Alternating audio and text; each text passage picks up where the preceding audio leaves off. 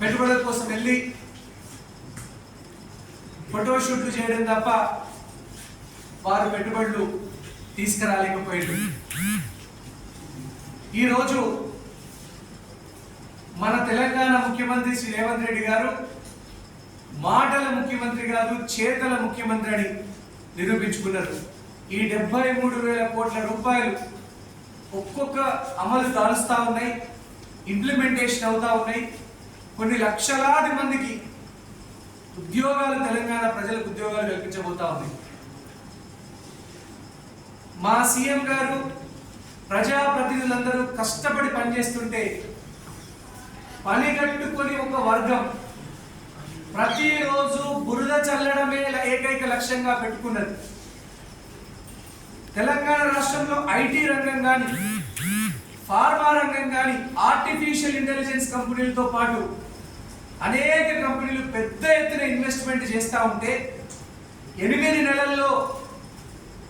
గత 8 నెలల్లో ఎన్నడూ లేని విధంగా పెట్టుబడులు తెలంగాణకు వస్తూ ఉంటే తెలంగాణను అభివృద్ధి చేయాలన్నటువంటి ముఖ్యమంత్రి గారి పట్టుదల వల్ల, ఈ పర్యటన వల్లనే ఇంత గొప్పగా పెట్టుబడులు తెలంగాణ రాష్ట్రానికి వస్తుంది.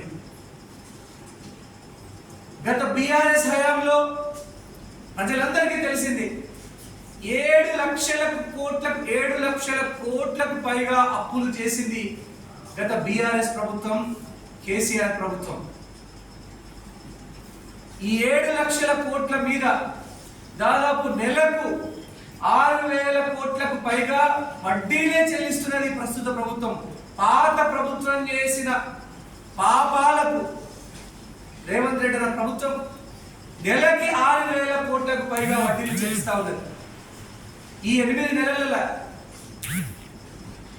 దాదాపు 50,000 కోట్లు అప్పులకే చెల్లించింది మన కాంగ్రెస్ ప్రభుత్వం. అయినా కూడా చెప్పినట్టుగా ముఖ్యమంత్రి గారు 6 గ్యారెంటీల హామీలకు కూనుకున్నారు. 31,000 కోట్లు పెట్టి రైతుల రుణాలు మాఫీ చేసి 2 లక్షల రూపాయల రుణమాఫీ చేసి రైతు బాంధవుడైండు మన రేవంత్ రెడ్డి అన్న. 500 రూపాయలకి